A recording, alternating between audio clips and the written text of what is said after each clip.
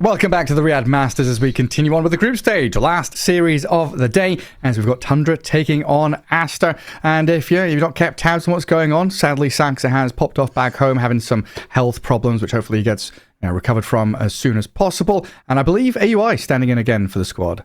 Yeah, that's tough. I mean, I hope that he gets better. It really sucks for both him and his team, of course, being in this position. But they have AUI 2000 hopping in and playing with him here. Obviously, a great player as well with tons of experience. You know, he's done a few things. He won a TI. You know, no big deals. You know, so you can't really complain about the quality of a stand-in. However, they're going to be going up against Team Aster. Aster playing, with Sumail, who has been playing with them for a little while now, and we'll see how well their team play has built up over the time and how they will match up against Tundra here.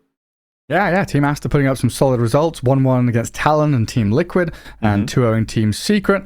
So looking decent to start off their group stage. Now getting over the hump, getting over day 2 and day 3. That's where really the meat of the group stage is taking place. And like we were saying in the previous series, getting a single 2-0 victory often is the difference maker between being bottom of the group or in tiebreaker situations and actually making it to the main event. So that's what all these squads will be looking for. While Tundra, they've dropped to BetBoom 2-0. They did get 1-1s against Talon and Shopify. But yeah, definitely needing to step things up here and get a W.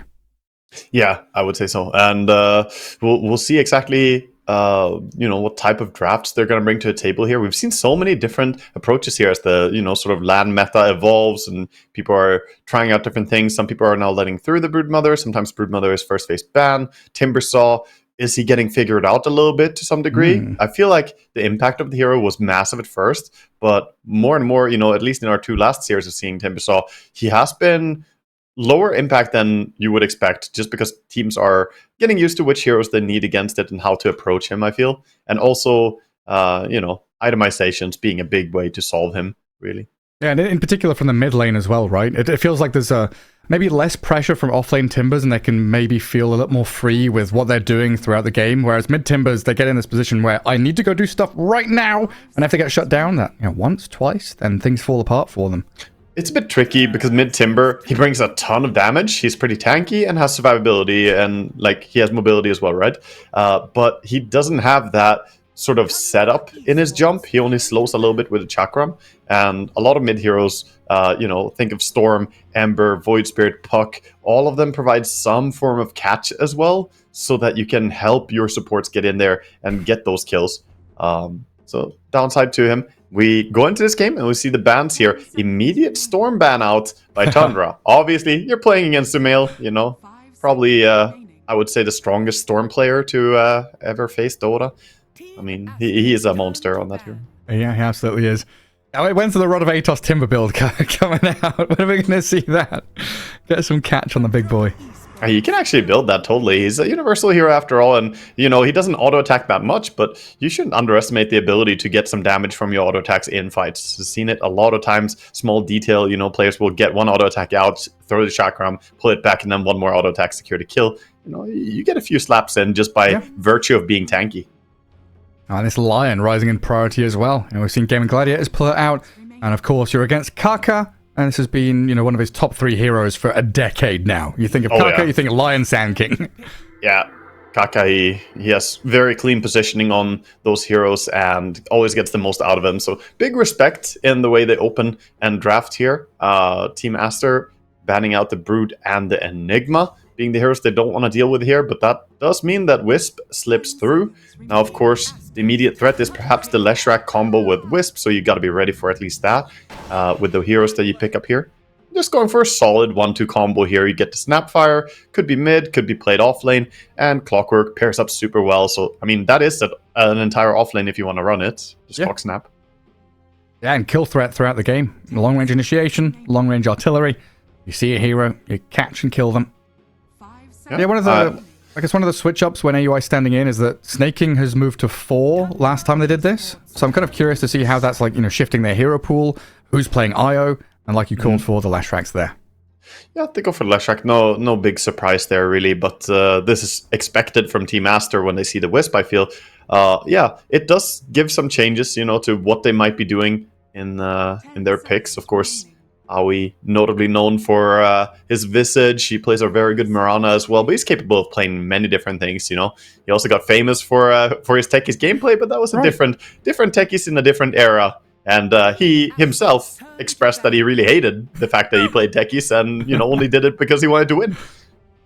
The only reason. Play a disgusting hero just to win a TI.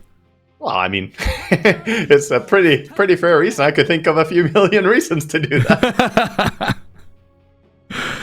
Yeah, there's a few players out there that wish they had. And you think back to CDEC, Shiki not playing the Leshrac for that entire tournament. The disco pony meta, and then at first people didn't pick up on it, and later on it evolved, and people realized, wait, we can just not ban it and not pick it, and they're not gonna do anything about it. Yeah, interesting. And it's like we have similar.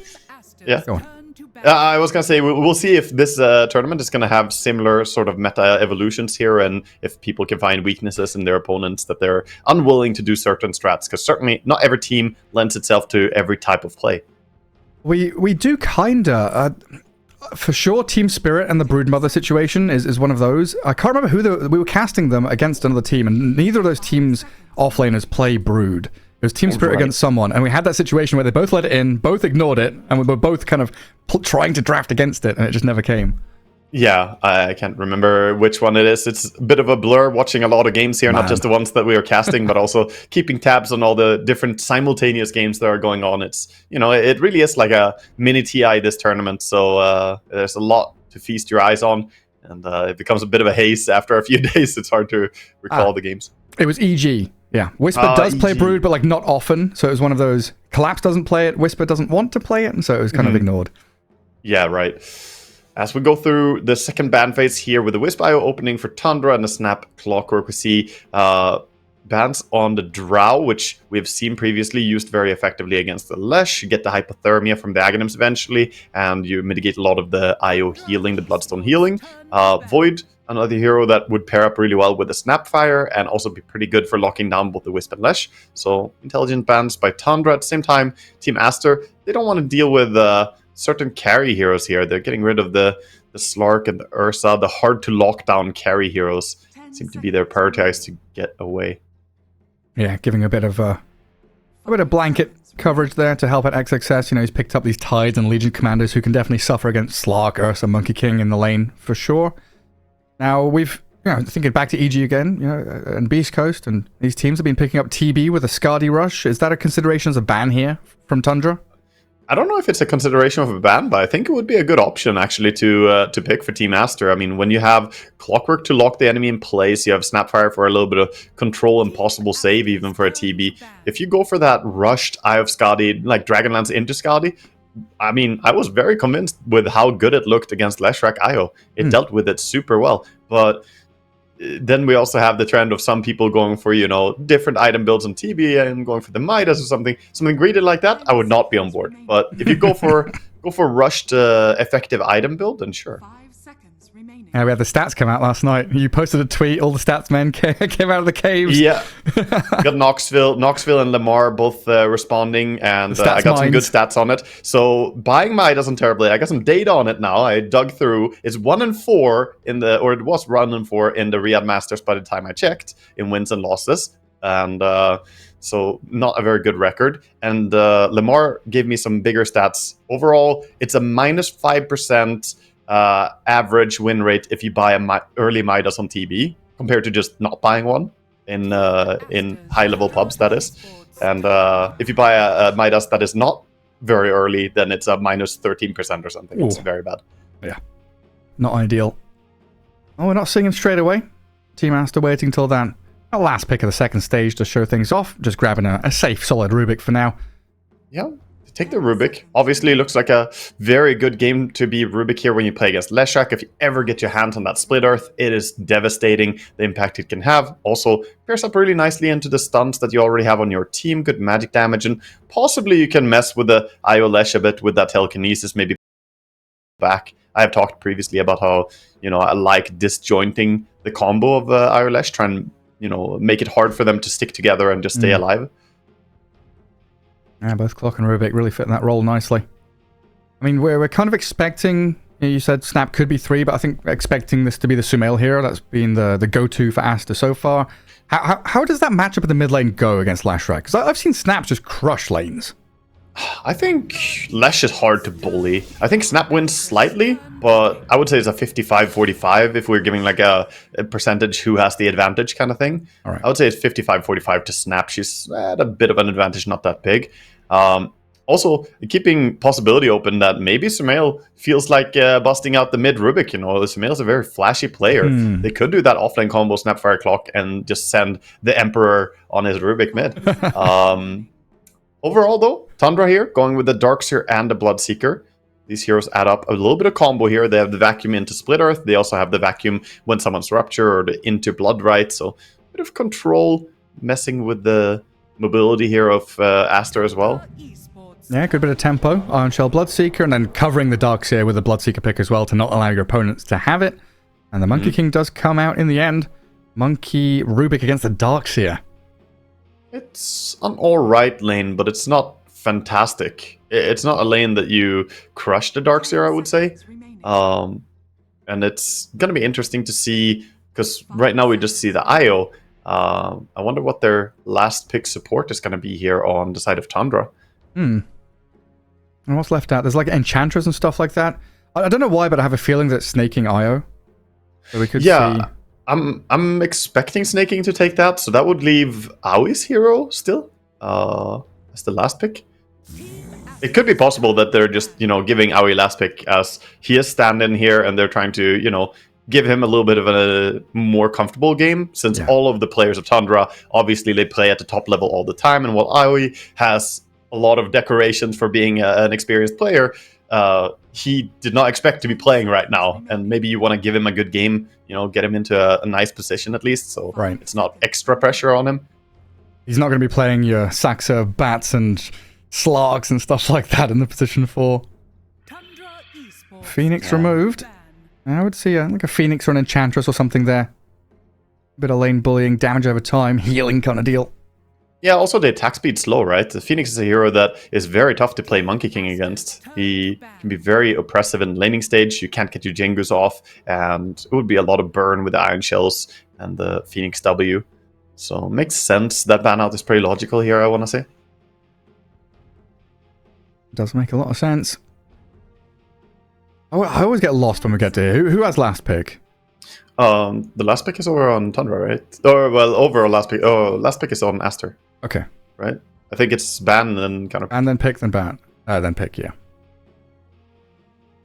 Unless I'm mistaken. I get confused with how they change it. Yeah, it is that way. Yeah, you're right. I mean, the draft order has been different so many times, so sometimes I get clueless on it as well, but no, it's still that way. Yeah, so I ban out the Venomancer, another hero that would be very annoying for the Monkey King, would also mess a little bit with the overall positioning in the fights. So makes a lot of sense. Some form of obnoxious hero like this is probably what they might be going for. I could also see them take a Hoodwink here. It's not really bad. I know it's not really meta, but Tundra have played Hoodwink a lot in the past. Granted, that's with Saxa, but it also would fit pretty well against the Monkey. You get some way to catch him in the tree line. You get combos. I don't know. It's a possibility. What was the they go for Aui's comfort, man. Aui's comfort zone. They do exactly what I said. Get him a nice little game. So what does this mean for our lanes then? It's just a +4 Visage, right? Going with the together. Yeah, I think Io will pair up with the Bloodseeker on the safe lane, Leshrac on the mid, and Visage Darkseer going together on the off lane, which is a lot of damage, right? You have the Soul Assumption, which Monkey King can try to time dodges against. That's something that we will have to look out for here, see if the Monkey can do some good mischief plays against the Soul Assumption. Yeah. There are ways around it. Aster with 20 seconds left. They still have that flex of the Snapfire. I'm not sure if they're a kind of team to flex the Monkey King. They've definitely got 2 and 1 hero to go. I've got plenty of team fight, catch, decent lanes. What are they lacking? I think, they go for Legion. I was thinking Tide at first, but realizing it was banned earlier, so not an option. They go for Legion. It gives them a bit of solid lockdown here, and a way to initiate and keep people in place so that they can lay in. It's going to be a Sumail and a Snapfire. And this is also great for the Wukong's command. If they Legion duel someone, they can start laying in the kisses. They can drop the Wukong's command. Teamaster, this is a very typical, like, harmonious, I want to say harmonious Chinese draft, right? Like, it usually has no real big glaring weakness. I think if you want to stress it, you could say that their tower damage is a bit lacking in the early game, but their team fight is so nice. It looks really, really good. At the same time, though, Tundra, they got that IO Leshrac combo, 33 on his Darkseer, which he loves to play. Skeeter got the Bloodseeker, which is pretty damn good here as well. And then Aoi got his absolute top hero. His Visage wasn't banned. Yeah, it should be a banger, Gareth. Yeah. I mean, really looking at these timings as well. Think about this IO Lesh, 15 minutes in, just running at you. Darkseer with a couple of auras, Bloodseeker with that thirst sprinting around. They could absolutely cause some problems if they get into that aggressive posture as Tundra. But I think Aster, looking at their scaling, not just team fight, but having Legion, Monkey, and Snap, this physical damage can be really overwhelming if they get to their items as quickly as they want to. We've seen XXS and this kind of greedier meta can definitely scale from the offlane. Heading towards the late game, they will absolutely get very powerful. Also, a super good game to go late game for them if they get towards the Nullifier. You can dispel the Iron Shell, Surge, Blood Rage. There's, a number of different things that you can get rid of here. And I think that they will be happy to try and take it there. Anyway, any time that you run mid Snapfire, you kind of want to get to that level 20 talent, right? You're hoping to get there, preferably 25, and get the multi-shot going as well, but at least 20 and try and burst someone with your physical damage. At the same time, though, Tundra are playing high tempo here, having both the Visage and Leshrac. Their tower push is pretty damn powerful. So we'll see who takes control of the game and who is going to lead the way here. But yeah, you're right. Just watching the draft lineups match up, that shiny golden and red, very thematic from Aster, beautiful prosperity from the golden capes and stuff out of Rubik. We'll see ourselves get into game one, though, here in this best of two, the last series of day 2 of the group stage here at the Riyadh Masters. And there is old Rubik waddling around, Morty and Beatrix getting out onto the map. Beautiful lizard flopping his paws everywhere. A little bit faster on the side of Tundra here. As they smoke out, they're going to drop the ward on the opposite side. And even though smoke out, Aster are going to drop their ward on their same side. Still good vision. Both of the teams having nice vision for mid. A little bit better vision for Radiant, as they will be able to see the entirety of the ramp. And same wards down on that bottom right side as well. Radiant and Dire both planting observers to watch out for that bounty rune. The movement of heroes through the jungle. As Monkey King is going to come in and trying to safeguard up that top rune. 30 seconds. He's looking for a high five, little scarab beetle. Yeah, we'll see as well. It's fully possible that they put this Visage towards the safe lane as well, as a safe lane support just along with the Bloodseeker, and throw the IO up towards top lane. We'll see how they want to do it, since they're playing with a stand-in. It's harder to protect, right, compared to if Saxo was here playing. And it's like, do I want Soul Assumption with Blood Right, or do I want it with the Iron Shell and the Darkseer? Where do you want snaking to go? What's more comfortable for you? I'll try and figure things out. And there's Bounty Runes, the first point of contact. Sumail and Pichu getting a couple. AUI. And then Monet, the third one for Aster. Yeah, triple rune. So they're getting a little bit of a monetary advantage there. Going to help get towards that bottle faster for Sumail in his mid lane, for instance. And yeah, that matchup, I think it should be a pretty good time. We'll keep an eye on it, as we... I think bottom lane could be an exciting lane to keep an eye on as well. Probably going to see a lot of trades back and forth there. We see the Soul Assumption spam already. Aoi showing Kaka that trading hits with a Visage. It hurts, man. Yeah, we've definitely played against each other a lot in the past. Look at that damage. It's quite the hefty. burst. This is before blood grenades get thrown. And He's got a blood grenade. That's a kill. Gonna chuck it at him now. Kaka about to die. Skitter gonna get in there. AUI with the first blood. Hell yeah. Coaches can do it all. What a stand-in right there. Showing it immediately before the first minute mark. Already first blood. I think 2-time TI winner, right? Once as a player, once as a coach. No messing around with this boy. Oh, yeah, that's true. He actually has the double TI win decoration. That's true. Got the 2 Aegises on his shirt. Up at top lane, snaking and 3-3.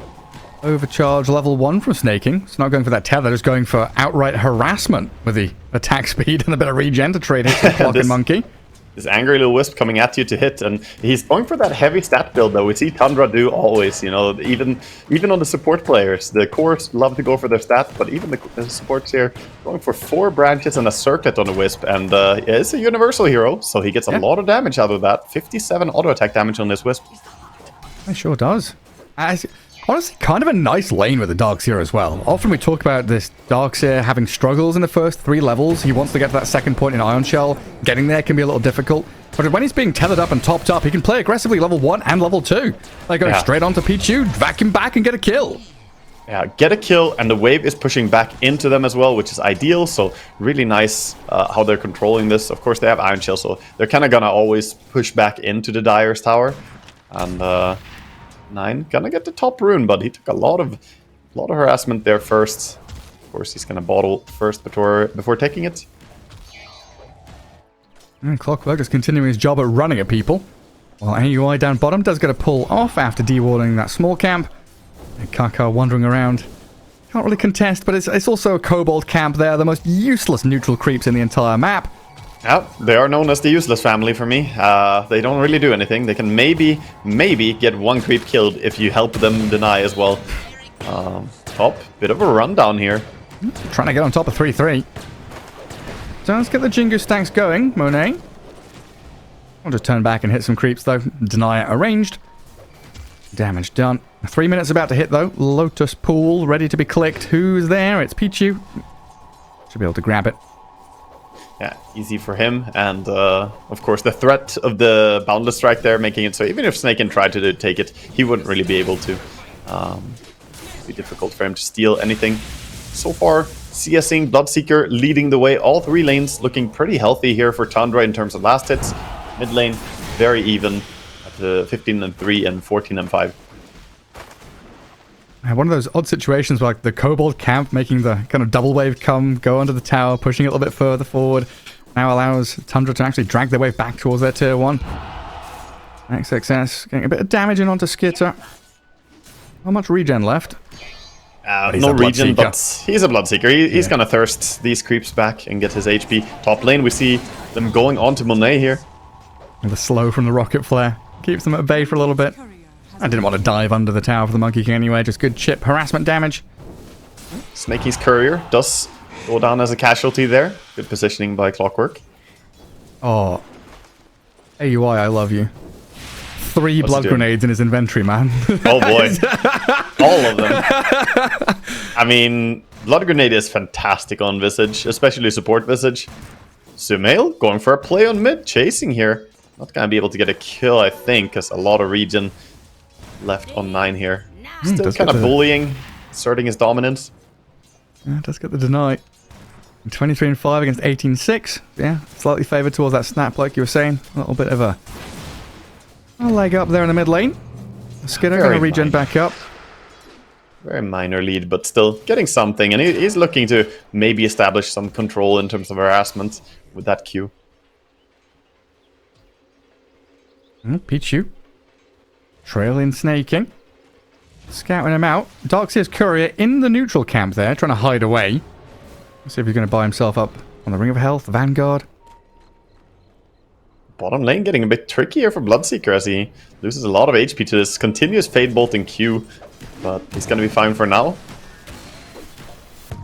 Monet getting the Jingu going, one more hit. Can he find it on 3-3? Yeah, he will. We're going to keep chasing.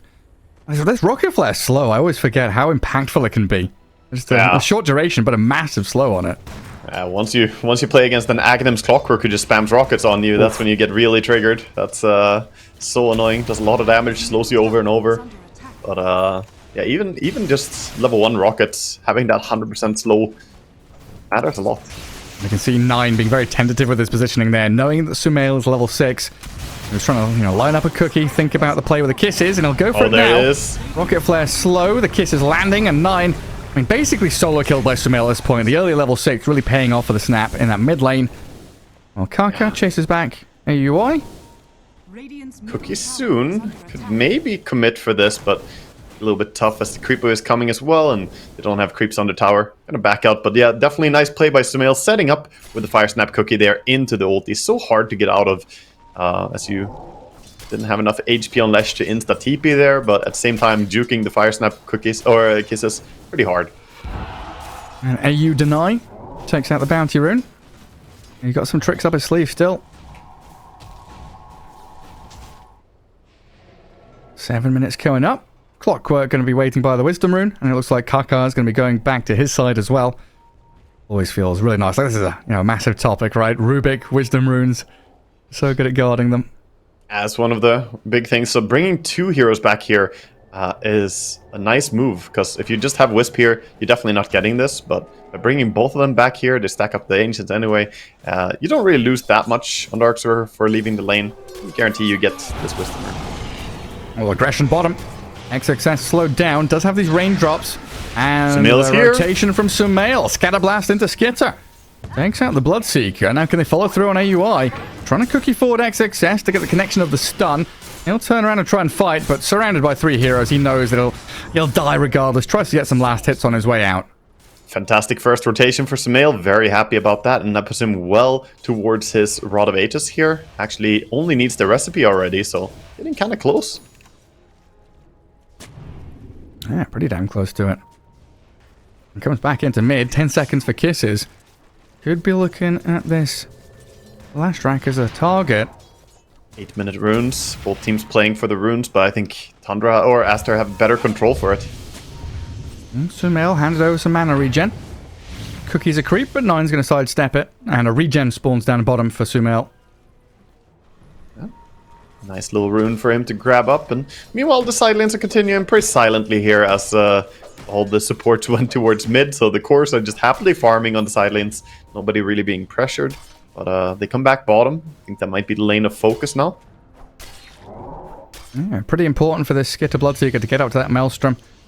Key item for the Bloodseeker. We've seen quite a lot like Eastern European DPC, where a lot of Bloodseeker picks just go jungle trying to get that Maelstrom because they feel a little useless without it.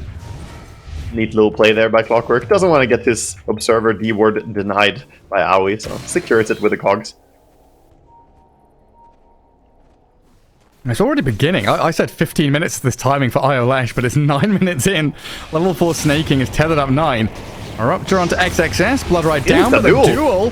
Catching him out with the kisses. 9. Ooh, he's going to die. I don't think they got the duel victory. Snaking going to tether back and ditch on this. Yeah, they didn't secure the duel, but shutting down that rotation. That's the first rotation from the Lesh, who had a pretty tough time on mid, didn't do too hot. He's actually the lowest farm out of all the core heroes now. And with that takedown, that puts Sumail almost 2,000 gold ahead of the Leshrac here. At 9 minutes, Gareth, that's very early. It's a monumental lead. I mean, the entire lead of Aster over Tundra is 2k. Oh, that lifts back. Stops the tether chasing away. And Sumail, a mega kill streak for this mid lane Snapfire. 10-minute Rod of Atos. 500 gold saved up in the bank. Oh, it's a spectacular start for Aster. It's not just him, right? Monkey King up near the top as well. Legion having a good game. Tundra really struggling to break out of this early laning stage. Yeah, the foreigner recruitment here by Aster definitely working out well as he's showing what he can do. 5-0, all 5 kills this game so far for Aster has been Sumail. Of course, with some nice team play, so definitely looks like they have their coordination down. The play bottom was really good too. The immediate reaction to just turn around with the duel there. Any hesitation, and that could have been a bad play, but the fact they did it immediately, it worked out. Supreme. Really good stuff from Aster. I think, yeah, Sumail, when he joined this team, there's all that topic of language barrier. Is he going to try and learn Chinese, get himself communicating with the team? Because the first tournament he stood in for them, it was all about the chat wheel spam, but I think now he's picked up a couple of phrases. Yeah, I mean, you kind of learn stuff eventually, right? A little bit here and there, but you don't need that much to be able to play Dota together, as long as you're high-level Dota players and you can communicate the basic ideas, basic moves in Dota. Hook shot. Catching out Skitter in the cogs with the cookie and blasted down. Everywhere Sumail shows up, there's nothing but death and destruction that Tundra meet. And this tier 1 looks like it's forfeit there. The catapult wave, they should take it down quite easily. Yeah, that was another good rotation. Now pushing it, even having the shield rune on Snap. So if for some reason Tundra wanted to try and defend that, that would not work out either. And look at the Leshrac and Io. They're running around looking for something to run down and terrorize the way that we see Leshracs do, but they don't find anything. Just gonna farm jungle a little bit here instead. I think the focus should probably just switch to trying to finish up this this Bloodstone unless she's super far away from it. Yeah, you've got to try and hit some kind of timings as Tundra. Maelstrom, Bloodseeker, Bloodstone Lash. Darkseer, you know, he finished off his Vanguard a while ago, picked up the Arcane Boots, trying to get into that mech now to give that sustain to this massive healing lineup that Tundra have built for themselves. And there for the Rubik. Is he going to go straight Spirit Vessel? I think he is, yeah. I mean, it's a reaction to both Bloodseeker and IO Lash, so it's a good game for it. And Rubik doesn't have to go for something else, so he can kind of get away with it. Head up mid. The kiss is raining in on Skitter. Ooh, he pops the Fairy Fire and gets away from some of those shots. So Mail does move back in to take down AUI. XXS was there with a dual setup, DD Rune and some bonus damage for him, while the Rupture thrown by Skitter onto Monet. Monkey King just stands his ground, thinks about the Wukong's command, backs away from the Bloodright as Aster take a good solid position here. But yeah, Clockwork, Cogs, that's going to give him the ability to escape from the grasps of this Lash and Io. And they're playing really well right now on Aster. Sure, they didn't get the kill with Snapfire Kisses there, but the duel coming in, now DD Rune going in. Oh, they killed the Cookie Creep. 9 could have been dead there if they had the full follow-through with the stuns. And yet they've got the relocate save. It would have been dangerous times for them. As down at bottom lane, Monet is leaping in onto Skitter. This Monkey King just 1v1ing the Bloodseeker. A few more hits and they'll have the job done. The Pig Pole getting the distance, but the Rocket Flare snipes him. A level 1 rocket from across the field. 80 damage flying in for that kill secure. And now they've got the Rod of Atos onto the Surge Darkseer. Age is being burst down here. Kaka, he can hold on to that telekinesis and, yeah, use the hook shot from Pichu. Trap him in the cogs. Let Sumail get the monster kill streak. Level 10 Snap. With so much money, he's 8-0-0. This is absurd. He has Travels already and Atos. He is just dominating the field right now. And Atos is such a good item not only for Snapfire, but against Darkseer, against Bloodseeker, locking down these fast heroes who want to just use their mobility. Even the IO Lash to some degree, right? It's mobility based, and Rod of Atos stops that. So it just works out really beautifully for them now. He's gonna go base, heal up on Snap, and look for a TP rotation for him as well. Oh, he's going Aghanim Scepter, hey? Is that someone we've seen much? That is not what I would have expected. It is a very good game for it. He has Legion on his team, so he can send in the Legion, give her a duel, and that's going to give them even more catch. And it's still a decent damage item for a universal hero. Aghanims actually gives you more damage than if you were a regular hero, so still very happy about that. Just a little more old school. Like thinking about Snap Mid of like Sea Smile, Toronto, Tokyo back in the day. It was all about the Aghanim Scepter. Oh, the duel comes in. XXS with Blink Blade Mail slays the Skitter Bloodseeker. He picked up his Maelstrom and then just dies immediately. Yeah, if he had his Maelstrom a little bit earlier there, you know, it doesn't really feel good having to stay bottom so late. 14 minutes into game, farming that area. It's a very dangerous part of the map, but they're just kind of desperate right now to be able to get something out of the map on Tundra. And Aster, they're all over the place, just punishing them. You're gonna see them push in mid creep wave, push bottom. Of course, the counterplay here by 9, trying to maybe threaten some damage on the tower.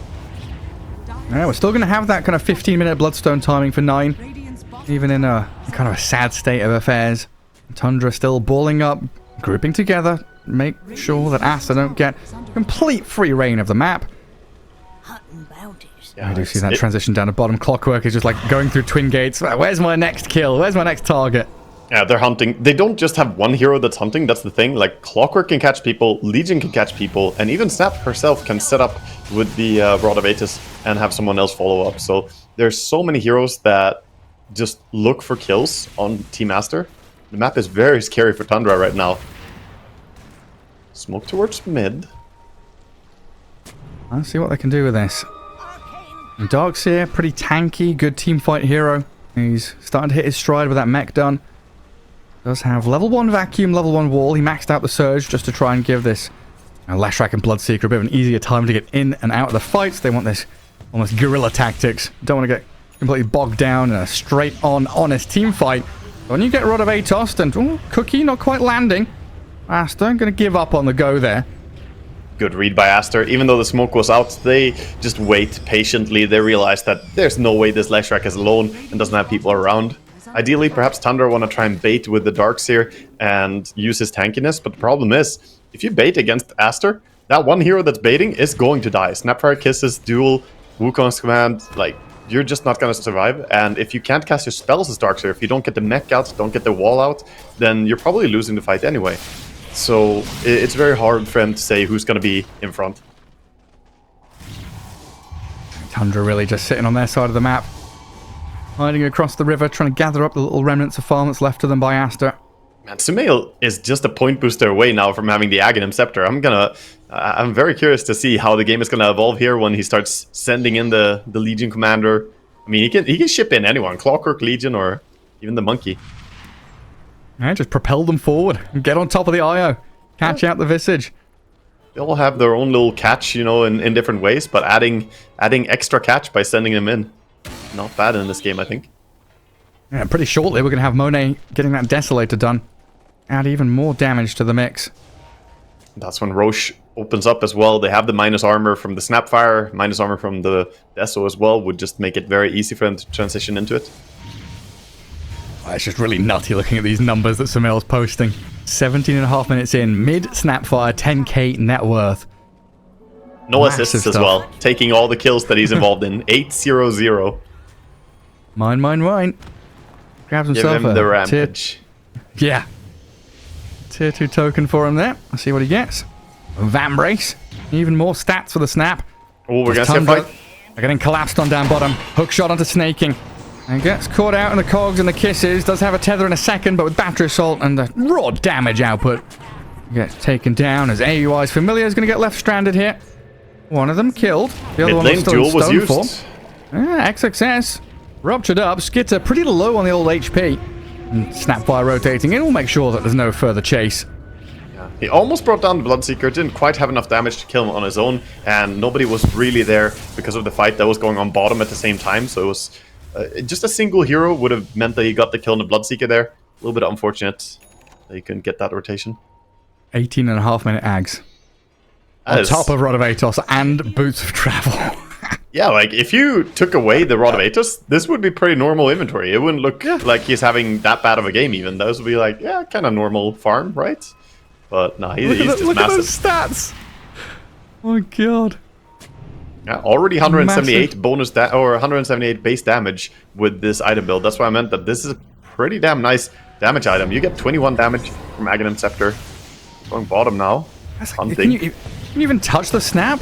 Oh, that two-man boundless. Wukong's out, 9 and Snaking, trying to relocate out, 9 with a Bloodstone and the heal back Aghanims? up. Look it out of there. They're gonna get the consolation prize. Yep. Come back here, Wisp. No way out of this one. I missed the TP out trick. Yeah, I was just about to say the same thing. Yeah, Even though I know you can't do it, I still try. Every once in a while when I play IO, I still try to do it. It's gonna happen, man. One day. I mean, it was still like a pretty much frame perfect trick, or not really frame perfect, but it was very, very unforgiving trick that you had to, you know, risk your TP cooldown as well. So if you die, you respawn without TP. I think they could have left it in, but obviously a lot of players got good enough at doing it that they somewhat consistently TP'd out, and it got nerfed and removed. Yeah, Jerax was winning TIs with it, basically. Yeah, Jerax was definitely making a lot of plays, and there are even more players. Duel, Oh, Lesh. XXS. Oh, this fluffy hat on Lesh. Let's see if we can save him. The little item that's brought up. 9, bought a bit of time. Oh, the lift back. Stops the 4-staff save. Now Monkey is trying to hunt. AUI getting hounded here by XXS. Bound to strike and a jump on forward. And this is just Aster running the show. Tundra, they don't really have anything going for them. Like, I'm looking at their items right now and trying to identify what timings they're going to play around. Obviously, looks like Darkseer is going for the pipe. I think that's the best that they have, but there's so much physical damage. Even if you get this pipe, like, it's not going to really protect you that well. Man, I was clicking around trying to figure out who had the 4-staff. Like, AUI doesn't have it, IO doesn't have it, Lesh has bought one himself. Yeah, Lesh got it for himself. It's Clockwork. Clockwork and Wukong's command. Looks like a great game to have the 4-staff. So 9, always open to do you know, different itemizations. He's very much for breaking the mold when it comes to both hero picks and item builds. I think it's a good choice this game. Still wasn't enough to save him in that last engagement, though. Oh, that's a pipe rush from Clockwork. Finished off 21 minutes in. So even more protection against all this magic damage from the Lesh. It's actually really cool that he has the entire pipe on this support. Usually we look towards offlaners to get this, or a late pipe from a support perhaps, but 21 minutes, not a bad timing at all for Clock. Pretty hot. Nothing X Success is going with Blink Blade Mail BKB.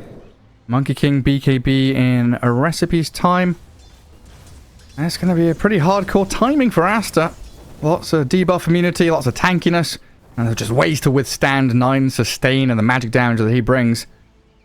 Yeah, I mean, the pipe really messes with Leshrac because he wants to lifesteal with a spell lifesteal of the Bloodstone and the Vampire Fangs. If you put up the barrier, he doesn't actually get any HP. Same way if you do physical damage into a barrier, you don't get any life back for that. So it's not only to protect yourself, but it actually can help you kill the Leshrac faster. And Tundra still gathering up. Trying to use that top jungle as a platform that they can play from, waiting on top of staircases. Where this completely relinquishes control of the southern east part of the map where Roshan resides. Aster take everyone down there, but it's always one of those situations where, you know, you're going Roshan to try and accelerate your win conditions and get yourself this nice moment of a power spike, but you're giving a little room to Tundra. They get some breathing room, but they had glyphs, so they stopped the push top, and I think they're going to be in time to defend this too if they want. If they TP tier 3, set up with Clockwork or something. I don't think they want to give up the tower for free here. We'll see if they defend it or not. They might even portal behind. First TP coming in. Sumail does not want to give this up, but he's alone for now. Everyone going portal. Yeah, the scan is there as well from Tundra. If they see Sumail, they'll this have might an be idea deep. He's alone. This is dangerous for the Snapfire. Cookies to the low ground, force staff from 9, the vacuum back into the wall as well. A massive kill here to take down Sumail. The Blink Duel is in though, and the Wukong's command is coming. Monkey King arrives with a 2-man balance strike, but the sustain from Tundra. It's keeping them alive. Trouble being 3-3 was stuck with the statues.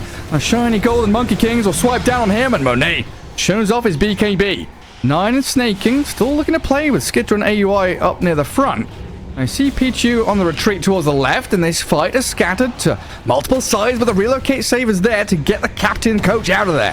Found a strike again, Monet landing these on multiple heroes every single time. The small retreat from Tundra going to get turned on again. Skitter, BKB'd, doing some serious damage, but he's run out of teammates to back him up. Has to BKB TP. Everybody shining and golden, just trying to use these BKBs to their advantage. In the end, you know, a snap kill is a good one. Tundra finds something, but the fight overall feels like an Aster victory. It is a victory again, yeah, definitely. You can wonder whether that was like a little bit of miscommunication or something, him going there and everybody else going through the portal, but in the end it works out for them.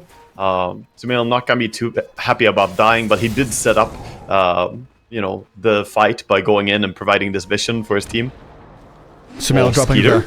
Oh, yeah, you're right. Hello, Kaka. Tether from Rubik. Tether. Drifts across to get in there and help Monet. That was a cool gank, man. Kaka just flying after the tree-jumping monkey. That was really something, actually. Very cool gank. I've forgotten what I wanted to say because of that. I'm a bit flabbergasted myself, Gareth. Oh, my goodness. Oh, yeah. Sumail using chat wheel just to drop the... Ow! My bad. Yeah, my bad. Well, It didn't actually, just in my head, in my fanfic. Bottom tower goes down. Oh, dual top. Darkseer cookied and killed. And this time it is a duel victory. This is the first duel victory in a very long time. They only got one level 1 duel before. 9. TP's out in time. Straight back down bottom to farm. This Monkey. vision, the gobble up. Oh man, look at that connection. Snaking though. He gets the tether all the way across to AUI. X-Success and Kaka tethered up again. Found a strike misses. I don't find him. I love the animation when Rubik tethers up and flies in. He's spinning on his staff, you know, like a witch. Flying in as he joins. But yeah, right now Tundra being completely shut out from the map here, losing bottom tier 2, and now quickly after the rotation up top by Aster, taking tier 1 tower. Map is getting ever smaller here. Do they have any timing? They're playing around. BKB is pretty far away for Leshrac. Don't really have any big item coming up that close. Yeah, they're still playing into Monkey Aegis for 2 minutes. You kind of just got to give up parts of this map to Aster. Let them do what they want. I think you need at least the BKB on Leshrac before you try and take a fight, so they're probably just gonna sit back. But 15,000 gold lead at 26 minutes. Only 3 kills found for Tundra. Yeah, 3 to 19. A couple of meme numbers on the horizon. 322 still alive. 420 out there as well. Just playing Dota 2 bingo at this point. And Tormentor is gonna be the target here for Aster as they go for Tormentor first and then gonna go for a tier 2 tower. Secure all these map objectives, little victories here and there. Take them away from your opponents at the same time. Tundra, not much they can do apart from players 5. It's not really a death ball, just a tumbleweed rolling out on the map as Tundra need to just get out there and do something. A tumbleweed wishing to be ignored. Just don't mind me, just part of the terrain here. Yeah. Just rolling on by. Yeah, and now Ultimate Orb in inventory as well on the Snapfire. Makes me wonder, is it going to be a Manta Style or is it going to be a Hex possibly? He does have the Blink Dagger as well, so you can always go for that initiation build. Success, finds the duel. Oh, they've got them. Visage, another duel victory. Dragon Scepter shooting in a creep too to do a bit of extra damage, help with the duel. Every little helps. 66 bonus damage on this Legion now. Up at top, it looks like Aster did stick around. HU gets caught out by the Lesh stun, but the Monkey King's here. The statue's whacking into snaking a 9. The IO a little stuck. He can't tether out against a battery assault and a cogs. Very difficult spot to be in. Aegis reclaimed, but still Tundra not really happy to take that fight. And very good move there. As they gank bottom, they still control the ancient area using the Clockwork and the Wukong's command here for Monkey, not allowing Tundra to get back on the field. And looks like Pichu is going to go for a bit of a steal here as well on the Wisdom. That's the jetpack, so he can be pretty aggressive. Don't have to worry about getting caught. Yeah, jetpack, pipe, cogs, tons of way for him to disengage. And Aster just feels so unbothered in this game. It's looking very clean. They're not really playing with any sense of stress as well. Do we have the full... Oh, we have the full Nullifier already on Monet as well. That's an early Nullifier. Goodness gracious me. Wow, he's kept on par with the Snapfire's farm, who is out of this world. Now is the part where that 4-staff build that 9 went for to try and be a little bit stronger is going to backfire on him. Now, 4-staff is not going to be able to save you from Monkey going on you unless you use it very quickly before he connects. But I guess the Monkey King, who might stun you from the tree line, jump in, nullify you immediately. It's just not so always much going to catch. work out. So much catch. Hookshot, telekinesis, blink duel. It feels like no one in the world has got reaction times fast enough to get away from Aster in this game. That's very tough. And XXX is going for a bit of a double here. He's buying a Assault Cuirass and a Nullifier at the same time. He wants it all. Going for the Hyperstone and the Helm of Iron Will, so probably wants the Nullifier first. Seems. Armor and attack speed. In we go. Ichu finds the connection onto AUI. Follow through from Monkey King. Will jump over the canopy, get onto that Visage with a Boundless Strike. And XXX has a duel on the Bloodseeker. They found him inside the Wukong's command. The tether. Relocate. Oh, yeah. Away he goes. Not back to Fountain. Still close enough to fight if they want to continue this. There's no wall available anymore. Vacuum from 3-3. He's thinking about it. Just drag the Monkey King back. And Io will tether away to the Bloodseeker. So just losing their Visage there. Not too bad for Tundra.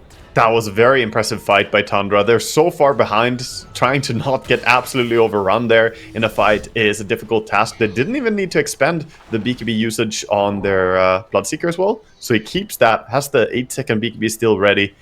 But yeah, of course, they didn't really win. They just lost a hero, and that's it. But I think at this point in the game, that's still pretty impressive fighting, to be honest. I mean, yeah, that team fight loss there could be multiple buybacks, or even just straight up losing the game. It is going to look incredible. Eye of Skadi on Sumail. So I'm not going for either the Manta or the Hex next, but just getting more heal mitigation, as of course they're playing against that Bloodseeker, playing against that Leshrac. Very valuable item here.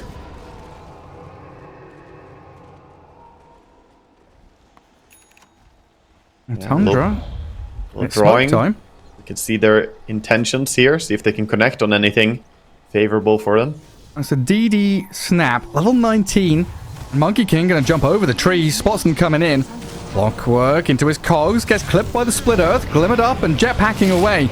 Oh no. He's going to get ruptured though, as the rest of Aster are starting to filter in to actually fight this properly. And Pichu, he survived. Monet, godlike, gets the takedown, and the Clockwork, he's alive.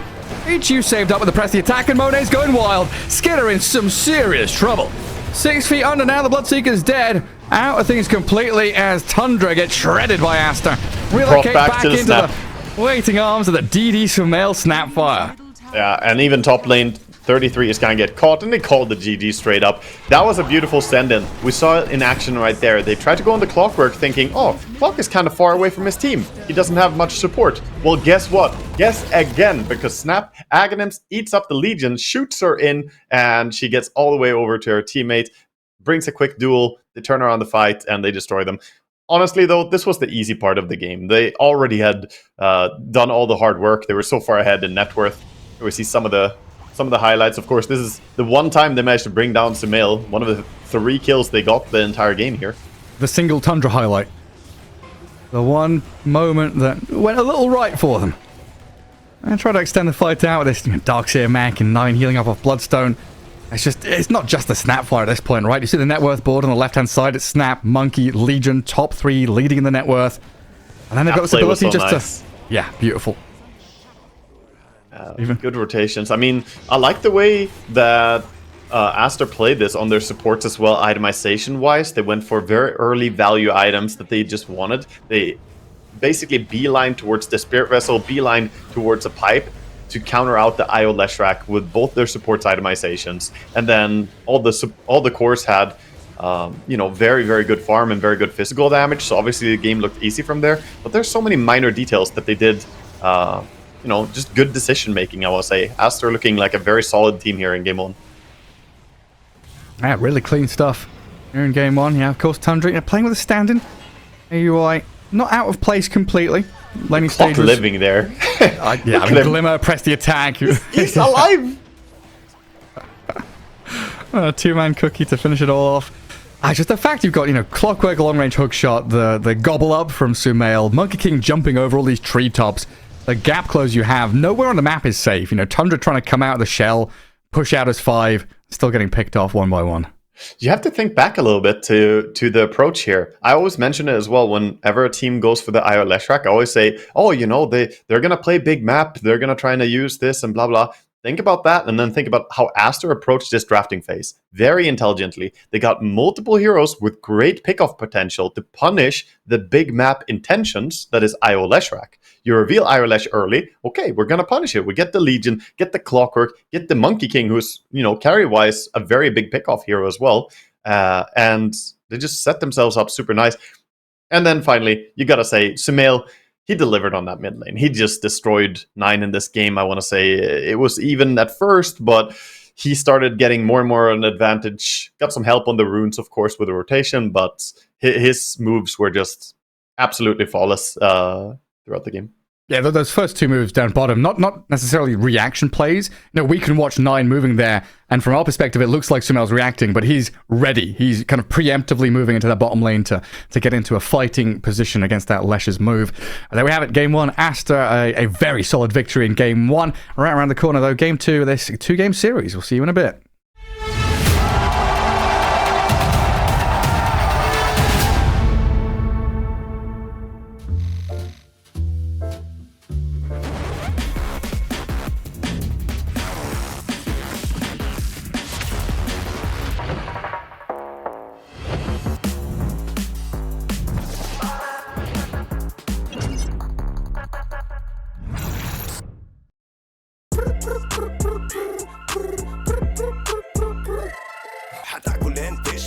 مستمتع وتلاقي الوجبة جاية على الأصول يجيك العيش هش طالع من الأوفن والدجاج يقرمش just the way I love it وتسوي كده وتسوي كده وتسوي كده مع الحشمة وانت تبغى راب خفيف اجيب تويستر انا اجيب لي وجبة الزنجر بس كله يجيب اكسترا تشيز على الكرانشي تشيكن في السنتر حطلو باكيت حطلو بزنجر حطلو بمايتي حطلو بتويستر جيب له باكيت جيب له زنجر جيب له الأصلي جيب له تويستر delicious yeah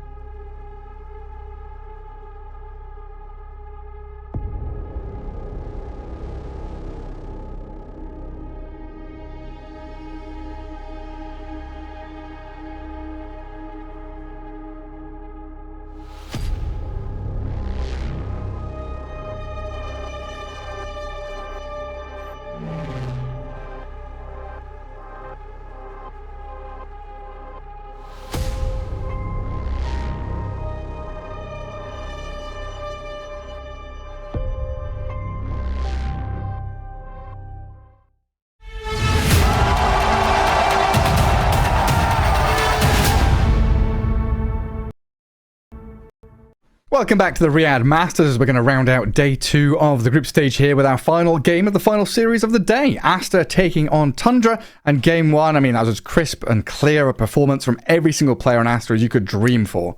Yep, that was very one-sided, very dominant. You know, it's sad to maybe say that, oh, maybe something of this comes back to the fact that Tundra are playing with a stand-in, but I don't think a stand-in makes that big of a difference that you get completely shut out, especially when your stand-in is Aoi, and he delivered nicely in laning stage, played a good lane, got the first blood before the 1 minute mark, but I think Aster just, you know, overall put themselves in a great position by both gameplay, itemization, drafting. I would give them high, you know, top grades on everything in that game. That was perfect, honestly. Yeah, S-tier stuff. And now immediate response, the respect put on the Emperor's name. Sumail not going to get his Snapfire this time. Going to be joining the Broodmother and the Pango in that first round of bans. So we've left the Enigma in, and this Storm and Lion still lurking out there in the shadows as well.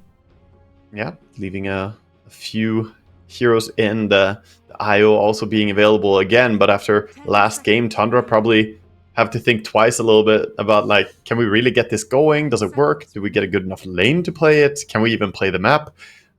Aster with great reaction. And Tundra get rid of Storm against him, get rid of the Lion, get rid of this, get rid of that.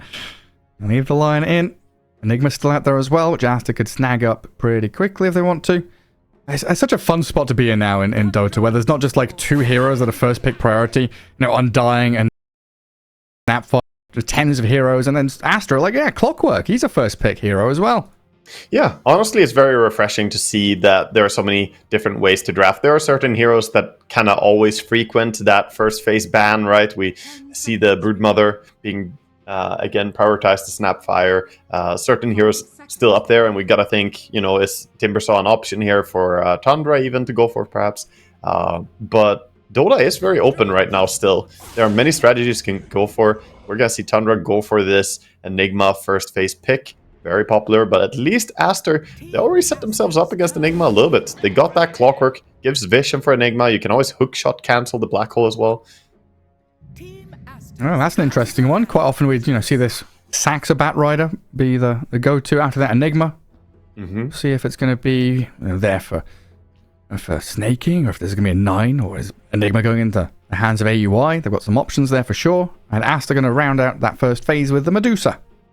Yeah, Medusa, pretty common hero against Enigma. Usually you pick some carry that has some form of AoE to clear out the Eidolons. We've seen different approaches, Medusas, we've seen Gyrocopters, TAs, you know, always picking some form of carry that can cleave into those Eidolons in laning stage. I think Medusa also is nice, particularly because of an interaction we mentioned before, which is the Midnight Pulse. Doesn't really do anything to Medusa, so very difficult to punish her as an Enigma. And now the covering bands. Anti-Mage out of there. You know, who now kind of counters Dusa? We're still talking about these Slarks and PLs? I mean, to a certain degree, yes. I think you got to think towards support heroes as well. Like, if this is not support Enigma Batrider, you know, it's probably going to be an offlane Enigma, I would imagine. Then Shadow Demons, I think, are really, really big. Getting SD and being able to disrupt the Medusa and also slow her with the ulti, always very useful. But yeah, they're banning out the carry matchups that are annoying. The Anti-Mage and Slark, of course, take all your mana away, so that's tough to play into. This next ban out. Oh, no Timbersaw this time. Yeah. Gets rid of that one. Taking care of Timber. Don't really want to add him into their own game here, and would be an annoying hero to bring down, even if you have certain tools that are good, like Batrider and Enigma have a lot of non-physical damage. It's still a hero that you have to respect, and Sumail could definitely be running that on mid lane. Even the 3/3 Darkseer gone now as well, just covering all their bases. Yeah, Darkseer Batrider is a combo we've seen countless times, I feel, so that dual lane with a pos 5 Enigma would definitely be a possibility for Tundra here. Yeah, and I'm a big fan of this pos 5 Dire Enigma as well. I've seen it plenty of times. Really pays off big time. Oh, one more ban for Tundra. So they've got rid of a number of Sumail heroes. You probably count 4 of them there.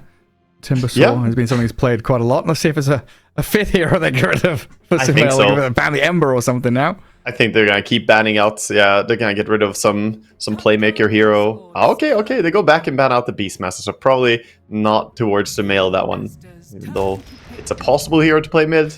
They're gonna snag up the Doom here, a hero that 33 is very happy to play. So quite likely we're gonna get to see what you are always happy to see, the 5 Enigma. Yeah, then maybe Snaking's the one going to be dipping his toes into that 4 bat. I've seen how powerful that can be, the bat Doom lane with a ton of damage over time. Yeah, it's also a good reaction, the Batrider to Clockwork, because you can always fly out of the cogs, right? So you don't have to worry too much about getting caught, and that's one of the big things. If Clock doesn't have a hero he can jump and trap and kill, then his game becomes a little bit more complicated. And here we go. Now we're seeing Rubik, silencers, ways to deal with this Enigma. Not just the stealing of the black hole or cancelling it, but Fade Bolt against Eidolons in lane feels really nice. Feels fantastic, and now Enigma really has to be careful about using his ability, but there's a lot of good spells for Rubik to steal as well. You can possibly get your hands on a Doom, you have Flaming Lasso being a good spell, even just a casual Flame Break, not too bad. Aster, gotta go back for what they had last game as well, the Legion Commander, so Legion and Clockworks coming back. Looks like it's gonna be a Rubik Legion lane, Clockwork Medusa. Only leaving the last pick for mid here. Some really, really solid lanes from Aster. Need something from Tundra to kind of upset the balance. I mean, this trio of heroes, you know, the 3 offlane heroes picked up, all of them very flexible across a number of roles.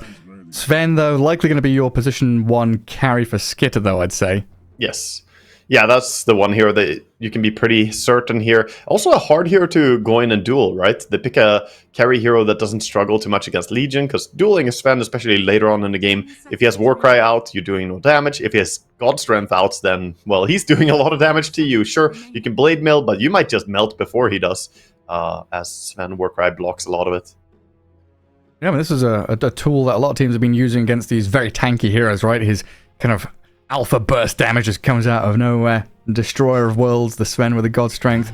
I think back to his times against Bristlebacks and Medusas, he can come out swinging pretty hard. There's an Arc Warden gets banned by Aster. That's an interesting one. That is very curious, yeah. Banning out a little bit of a 9 hero here on the mid lane. That they could sneak out. I mean, Arc Warden is still a very cheesy, annoying hero. It's a hero that Medusa does very poorly against due to the bubble protecting from the attacks outside. So Medusa would have to go for an MKB or fix her positioning somehow. It's very tricky for her. But Arc Warden with the whole bubble working on Manta thing is pretty absurd to watch. It's pretty crazy stuff. He's a funny hero, the Arc Warden fella. He's probably in a better space now than he was with those those rapiers back in the day. Yeah, definitely. Did you know a PL with like power treads only can kill a centaur with 6 hearts in 2 seconds, 3 seconds? Yeah, you were telling me about this during the Eastern European DVC. We were waiting for the PL Arc Warden to come in and just take Roshan down. I'm not sure Arc Warden would have fit too well into Tundra's team here, but it's probably just they don't want to play into it. He protects really well against Legion, is one thing, I guess. You can put the bubble after the duel is cast, and then Legion misses all her attacks, and your friend gets, increased attack speed, so you might even win some duels. Queen gets banned out. Team Aster setting themselves up here for the mid lane. I mean, Queen is a hero that has become very popular now with the Aghanim Scepter. The amount of AoE damage you can do is really tremendous. Yeah, does it indicate or signal a certain hero, like, Wind Ranger or something? I'm thinking a little bit more that it could be... they banned out the Pango. I'm not sure. I'm thinking some tempo controlling hero. Wind Ranger would be very Sumail-esque to be playing, though. Could be seeing him go for a Puck as well here, to have one more elusive hero and some more catch for Medusa. When you have Medusa, you really want to treat her as the sort of meat grinder in the fight and just set up. And right now they have the duel, they have the Clockwork Hook as well, Rubik as well, but I think the mid hero is going to catch as well. Oh, you're absolutely right, the Wind Ranger comes out. Yeah, I mean, you and Lacoste have hammered this home. You see a Queen of Pain ban, you think Batrider, Wind Ranger. That's true. all my monkey brain. that's all true, I've got actually, in my head. Yeah, I mean, you don't want to play against Queen as those heroes. It's very tough. Wind Ranger has been, kind of winning some of those Wind versus Queen matchups, even just because of the universal stats being so good for her. But that's going to be a lot of lockdown here. Look at Team Aster's disable in the team fights. You got Medusa ulti as well. Don't forget about that. It's very hard to even cast Black Hole into her, even if you get the positioning. And then all the other heroes providing disable. I mean, Sven can get severely kited. Probably going to have to slot in Blink Dagger, Shadow Blade, some kind of maneuverability item to help him out. I might even look at some force stats from Tundra just to try and extend these fights, get away from some of that lockdown in the early battles.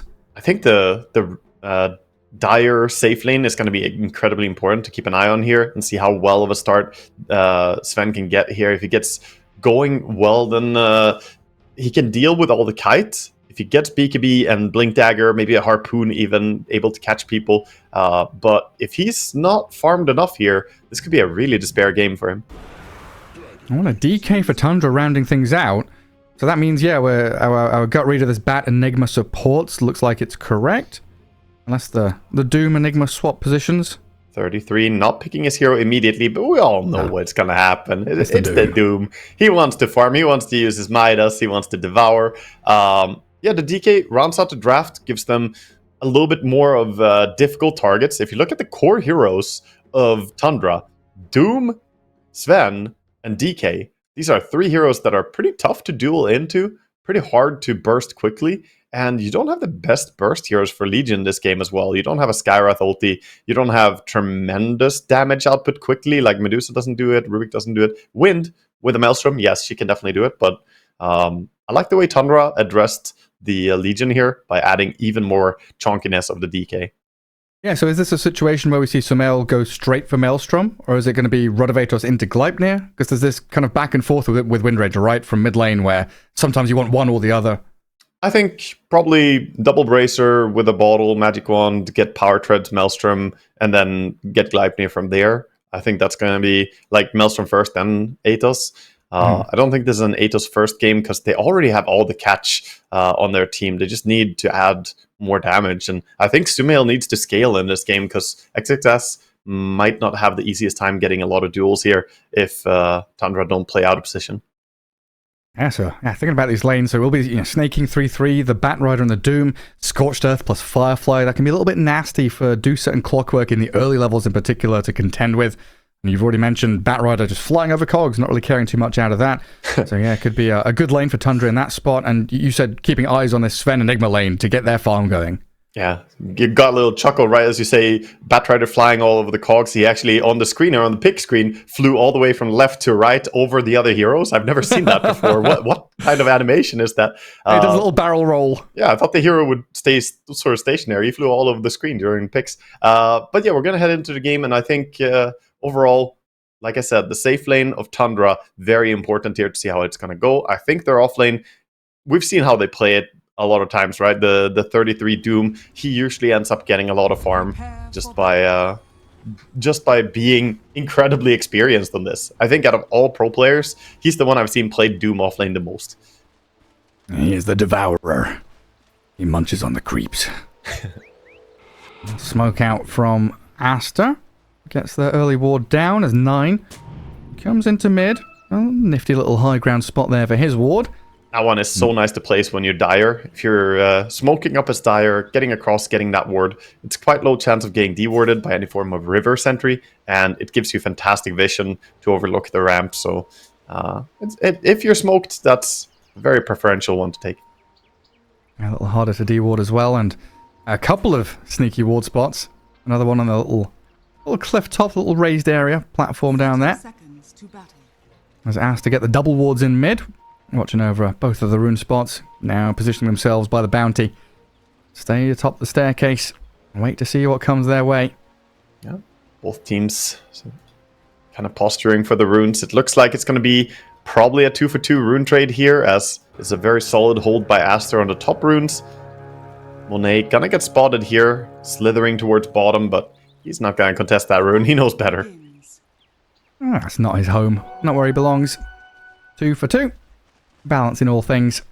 As we'll see 9 on that DK in the mid lane.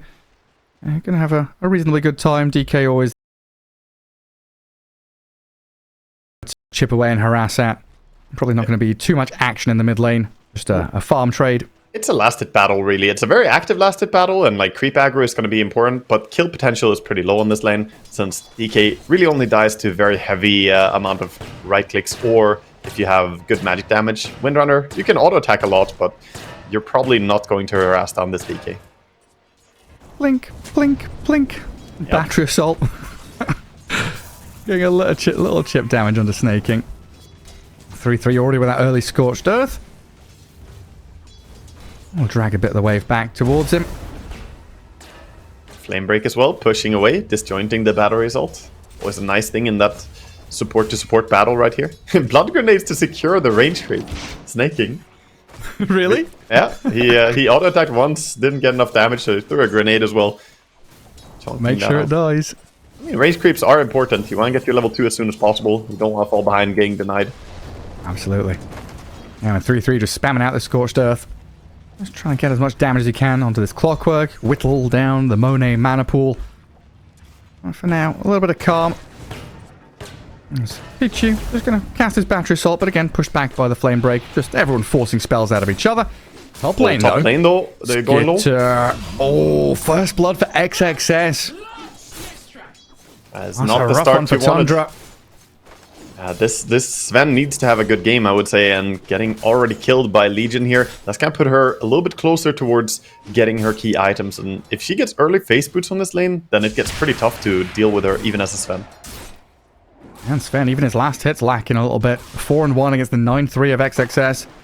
Creep camp still blocked up with that Radiant Sentry, so no ability for AOI to pull or manipulate this creep wave. He's got a salve and a blood grenade, and yeah, Dire Side does have kind of easy access to that northern camp close to the tier 1 there. We'll see if he starts utilizing that just to ramp up the experience and gold gain that this lane gets.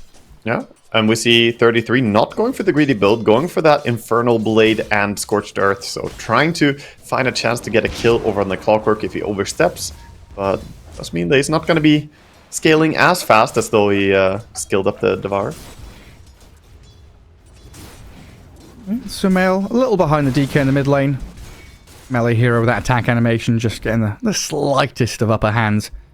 A couple of creeps arriving, and they'll not very nicely hold the creep wave atop his ramp as well. Nice shackle into deny. No banner creep for you, sir. Yeah, wonderful. Doing what he can. Every little helps. Yeah, this is, 9 with the Ogre Belt, double gauntlet. Very tanky, lots of last hit damage. 79 against the 67, currently sat -20, as they do move in down bottom. Tundra, Blood Grenade and the Scorched Earth, damage over time on Monet. He's popped his stick and healed back up as Pichu, trapping them both in the cogs, but he's stuck in there with them. Gladiatorial battle. Yeah, they didn't panic at all. They just both auto-attacked during the entire time against the Clockwork, just saying, okay, it's fine, we're not going to try and run away from this cogs, we're going to take the chance to just get as much damage onto Clockwork as possible. Good reaction. Look at this. AUI, Midnight Pulse level 2. Not even bothering to go for Demonic Conversion. Just throws it on the creep camp. I mean, it's only 50 mana cost. It's actually a very cheap spell, so you can use that to cut the trees as well between the two camps above the tower. Make it easier to stack up both those camps if you want to give some farm to Sven. Oh, you're right. Yeah, for some reason I thought Midnight Pulse was like 150 mana cost. It used to be. It used to be very expensive. Then long ago they changed it to be way cheaper. And on this lane he doesn't really need Eidolons. Like, it doesn't help him. He can't use them to fight at least. He can use them to deny. But I think this is better. Look, drop the Midnight Pulse. Now Legion has to be careful about going in and farming. Just kind of drop HP a little bit to this. It's like a demilitarized zone. You know, just put Sven in the middle. No one can come inside. Let him hit some creeps for a little while. Oh, that's a nice pull though by Kaka. Hard to contest. And Tundra, again, kind of poking at this bottom lane with a Firefly. 3-3, not necessarily diving. Snaking goes to, I don't know, Courier Snipe, Grab a Wave. Not going to find either of them. Both the Couriers do safely make their way back to Tier 2, as that High Ground Observer Ward was giving some very nice vision. Yeah, he's hunting it though. He's gonna go back. Double courier, they're coming in with the boots. Oh no, run couriers, run! Oh no! The boots, the blood grenade, the blood grenade! Oh, Oh that's painful. 350 gold for his team there. no! He's going to see the Batriders off the lane, tries to go aggressive on 3-3, who just turns and fights him. Again, no panic, just cast your spells, get some punches in. That's a lot more impactful when you say that he basically scored 10 last hits there. Pretty big. From the courier kills, yeah. Yeah. That's a hefty price you pay. Not respecting the ward coverage from Tundra. It's, I mean, that he put this particular reason, right? The behind the tower ward on the cliff. Wanted to see those couriers coming in. And just before the ward died, the couriers come and gets his payout. That's the snaking special. The Saxa special. Whether you're playing Mirana or whatever. Going behind enemy lines. It begins on the mid lane. The Dragon Knight pops his ulti, starts trying to do some chip damage here. He has a catapult wave.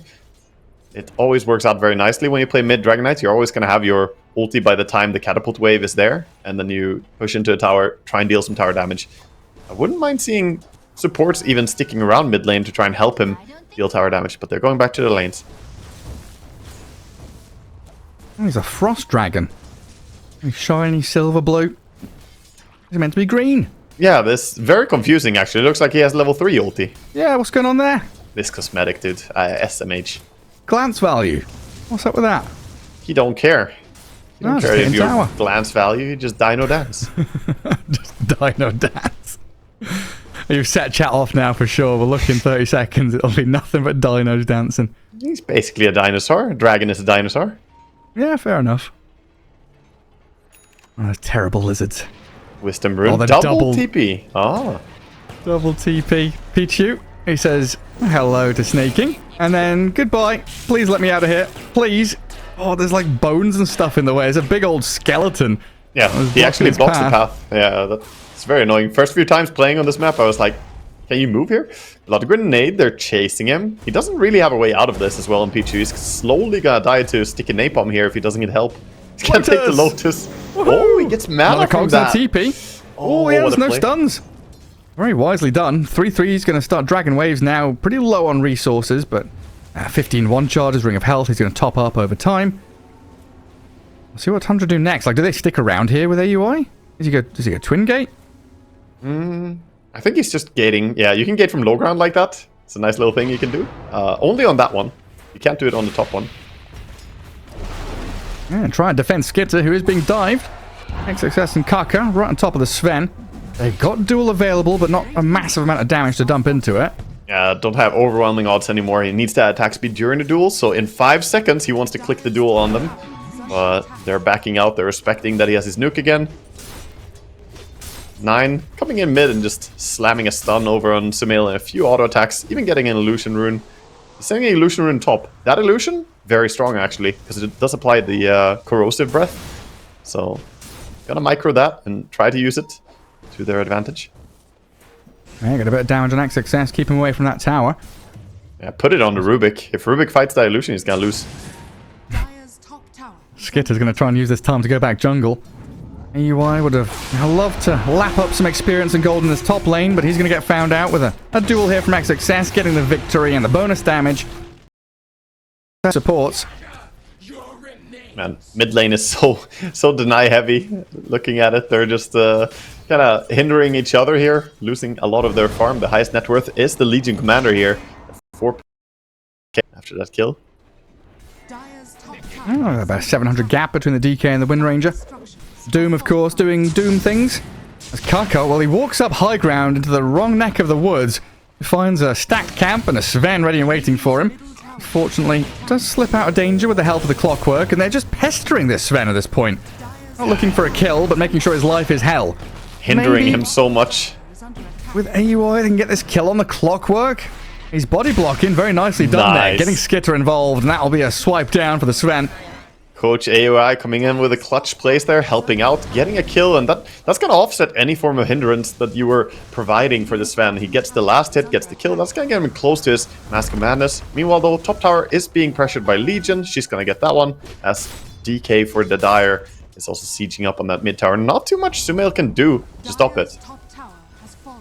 Also, he is going for 8 dots first, by the way, so really prioritizing getting those stats and getting even more catch. Well, he's trying to use them now. Focus Fire and Pichu positioning himself to get the cogs on 9. Duel? XXS has the duel ready as well, so another bonus victory for the Legion. That is very clutch, actually, getting 2 duels this early in the game. 10 minutes in, double duel victory. Not often we see that at this level of play. Usually it can be hard to get going, but Legion is looking great this game. Yeah, something Aster have been leaning on a little bit, this XXS Legion, looking for that scaling. Also this ability just to lock people down, rotate supports, dump damage into it. Yeah. Buying a lot of time for Monet on one of these farm-heavy heroes.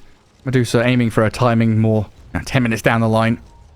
We see 33 with a bit of creep manipulation here, pulling them back and behind. Gonna connect onto his creep wave and use this to try and deny Medusa some farm.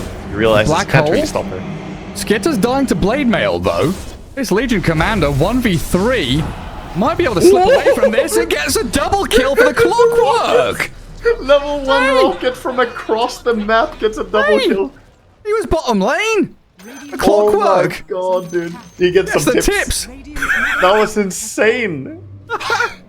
I mean, shout out to Legion there. That was a manly player right there, just standing her ground, fighting up against everybody, and the rocket from far away. Yeah, 3,200 damage dealt by Legion. Meanwhile, Clockwork did like 160 damage, gets the double kill. Oh, and Legion's like Brienne of Tarth, just standing there against a horde of enemies. No cares. Just swipe with your sword and your blade mail. That's a happy Clockwork now. He gets a lot of experience and gold there. Goodness gracious me.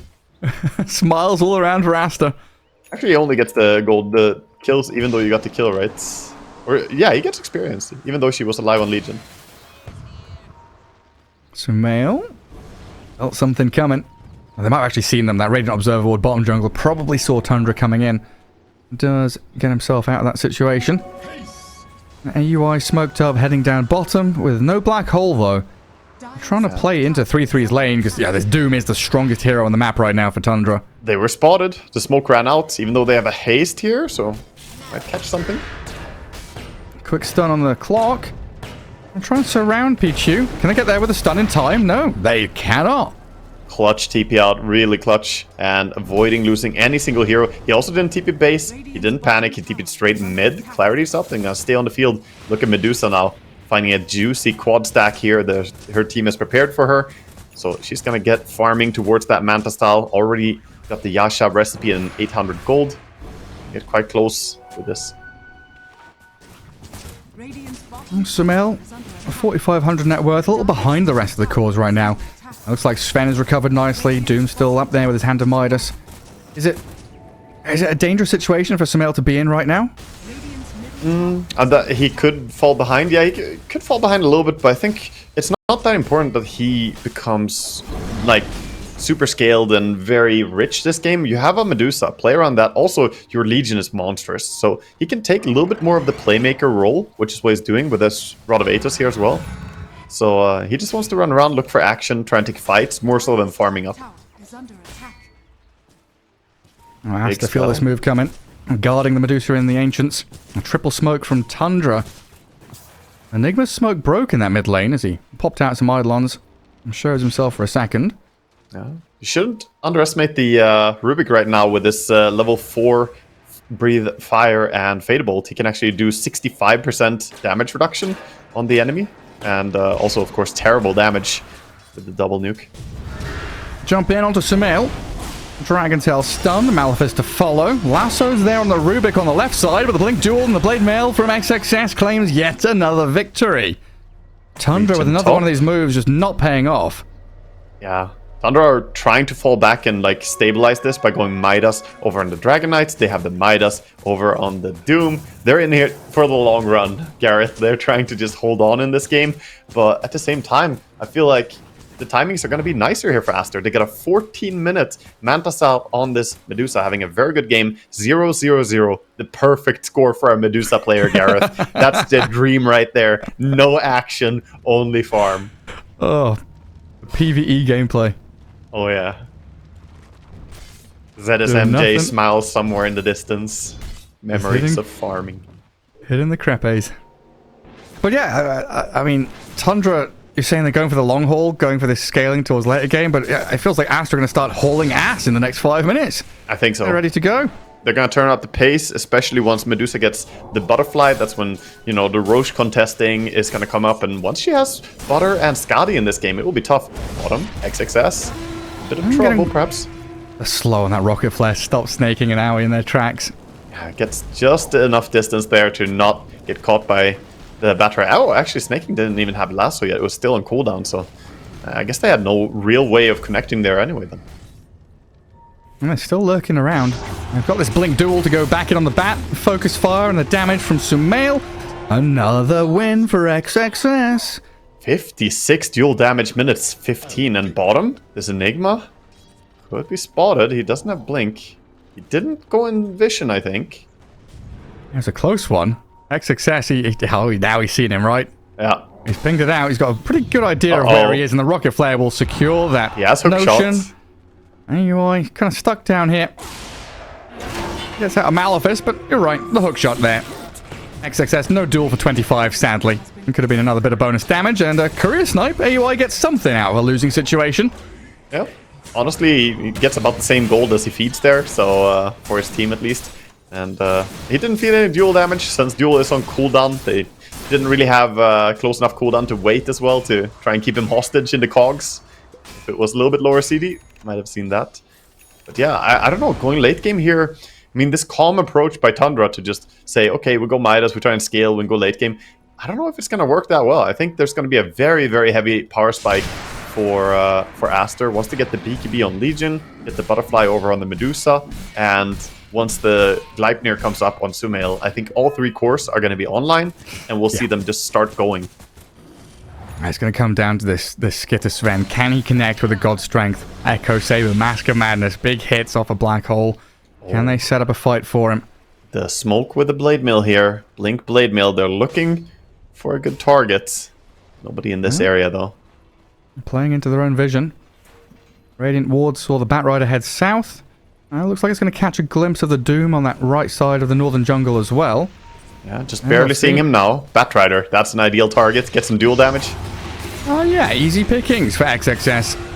It's not the best kill, but 84 dual damage. You know, you can't underestimate the value of this Legion commander getting more powerful. As you go in towards a late game approach, you can't bleed these duels. It just hurts too much. 17 minutes, Garrett. This is way too early for her to be this big. Yeah, I mean, we're going to have, what, like a 19 and a half pre-20 minute Butterfly on this Dusa, the way that she's farming. Looks Playing like a couple it, of towers. Definitely looks like it. I mean, she's getting to a very aggressive positioning too, taking away the mid tower now. And Power Rune is spawning soon. 9 wants to try and check bottom rune, but that's a dangerous prospect here. And then things get kind of rough for Tundra with this Rubik on the field. You know, if Aster are the ones pressing forward and AUI is in a position where he has to Black Hole just to hold out in a team fight or try and turn things around, we could start seeing these big steals from Kaka. I mean, tons of stuns, dooms, and black holes, all kinds of things for him to throw back into Tundra. I have to say, between either having a Medusa 0-0-0 score or a Doom 0-0-0, I would rather have the Medusa. You know, and also the 0-1-0 isn't necessarily much better. You're not really activating any hero on the side of Tundra. They're being outplayed essentially by 4 heroes on the field. Medusa is fixing creep waves. Yes, she's farming and making sure that the rest of the team has the ability to go for these moves. But the only fighting heroes are essentially just the Legion Commander and her squad. You know, the Rubik, Windrunner, and Clockwork getting engaged. Just say Legion Commander. It's just been mainly, yeah. She's been in every kill. Every single kill has been around him. So doing everything that's required of her.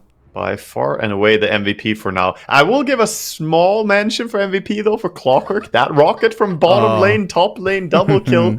If it wasn't for that, Legion wouldn't be looking as good as well. I'll be popping off the Reddit after this game. Make damn sure that there's a clip up of that. It's a glorious moment for the Clockwork.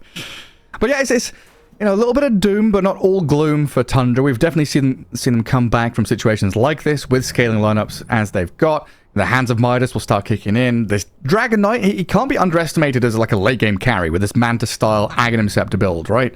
It can't. Also, there's some weaknesses to Aster's potential for late game. If you get halberds involved, you know, you can start controlling the Medusa's damage output. Halberd's very good against ranged heroes.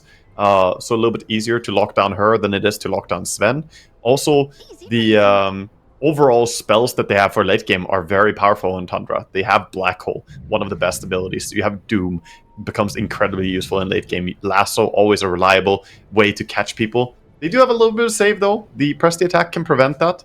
But over on the side of Aster, I think, you know, they're more a timing-based draft in this situation, which feels weird to say about a Medusa. But I think their timing is like 30, you know, between 25 to 35, 40 minutes. That's when they're going to absolutely dominate. If this game goes to 60 minutes, I'm not really favoring them. If you manage to get to the very late game, like 40 plus minutes, I think Tundra should be taking over. And that's kind of their approach as well, with these Midas into Octarine Doom, not aiming to do anything early on, just saying, I'm here to level, I'm here to go late. You guys do whatever you want. We're playing for the long haul. They've got a new character on World of Warcraft. They're power leveling up to 60 or 100, or whatever the hell it is nowadays. Yeah. I mean, as quickly as possible. I am concerned, though, because the map will get very small very fast, I think, for Tundra. This mid-tier 1 doesn't look like they have any intentions of defending it. Someone's pinging the mines. Pichu is saying, attack the mines. Attack the large camp, dire top jungle. Go, go. I love this email. Affirmative, careful. Good stuff. Players having some fun during the pulse. But yeah, the next couple of minutes for Aster is like tier 1 into Swarm, top tier 2. Think about Roshan. Exactly. It's just going to be this kind of systematic move. I think tier 1 and then finish up the butterfly, then Roche. It's like, yeah, if you get tier 2 tower, it's nice. If you don't get the tier 2 tower top, as long as you get butterfly, you can anyway just go into Roche. You have great damage between Legion and Medusa, and even the focus fire if you want to, and then you just sit outside and protect. But Tundra, they have to think about some way to offset what's happening right now. The net worth is somewhat even, but it feels like the overall control of the game is just 100% going the way of Aster right now. 75% win probability for Aster. It's a straight line there. Go when ready, and let's go. Back underway. Back into the game where Aster are taking this tier 1. DT rune top as well. That could actually be a Roche prompt as well, if you want to go with that. Sumila's going to bottle it up for now. They see 33. They could duel him just to catch him. He wants to duel damage too. He's 2 greedy seconds for it. left. Fade Bolt from Kaka. Blink Blade Mail duel. Rocket Flare helping out yet again. Let's see if they get the victory in time. It's there with the power shot help. XXS claims another life. Damn. XXS. Is that 3-3's first death? Yeah, that was his first death. So the only 0-0 score still preserved is the Medusa, safely tucking it away by going farming somewhere else instead of joining for these ganks. 112 bonus damage on this Legion now as well. It's pretty insane. He's massive. He's absolutely massive. At this point, he's going to be, you know, a serious threat late game. He could easily outscale, well, I say easily, he could outscale even a Sven going late game. If you get this type of start on a Legion, we're not even 20 minutes in, and he's absolutely huge. I'm just running around with permanent double damage. He has 112 dual damage right now. That's the Swedish alarm call signal for 911, you know, and I think they need to call it soon over on the side of Tundra. Yeah, because 9, he needs some help real fast. Someone call an ambulance, please. Tundra gonna lose their Dragonite down at bottom, and Sumel comes in. And DD Rune to secure it. And XXS is going to find the lurking AUI Enigma. Dual victory. The Kobolds do not come in to steal the kill. They don't ruin the party. XXS on a mega kill streak. This is so clean by Aster. The way they're playing, both the last game and this game as well. Like, they're out farming. Looks like they have great late game, but at the same time, they're also controlling the field. The way they're playing around Vision and their catch. They just look like a completely different level right now, even though it's just a 2k net worth lead. I think they're just performing really well in this game. Just complete map control, a real firm grasp on everything going on. 3-3 going to get his boots of travel delivered so he can try and spread out wide. Get out on the map a little better. Sven does have his BKB, Echo Saber, Mask of Madness, and he's going back for a Blink Dagger now. So that's probably going to be the timing where they can start asking themselves, can we go for moves? Can we make something happen? Like, can we, for once, be the ones to go on our enemies? We're gonna see maybe a smoke move here by the 3 of them. A little bit concerned about their ability to get a kill. Yeah, look at this lane ward of Aster. Sees Skitter transferring from top jungle down to that ancient spot. And catches a glimpse of 9 and AUI as they were lurking in the shadows. And it's going to be Aster the ones to smoke and play into that vision. Yeah, A Wisdom little risky Rune. going up high ground though. Wisdom Rune is spawning, so they know that people are gonna go over there. Going in. Monet risking his 0-0-0 score by joining in a bit here as well. Oh, but he's ready now, surely. Rocket Flare gives the vision over the Tormentor, slain, and gives the shard to Sneaking. Not the ideal grab for Tundra there. But they do get themselves away from this slippery move of Aster. And Aster, though, they go in and invade, steal the Ancients, and they're mounting up a siege here on bottom tier 1 tower, even TPing back with a Sumail, hiding his TP. He was not in vision when he did it, so even though they could maybe defend 5v4, they're not aware that he's not there anymore. And now he's in position to set up for anyone who split pushes top 33. Is he gonna sniff this out and get away? Looks like it. Ah, he's got neutral camps to farm. Back he goes.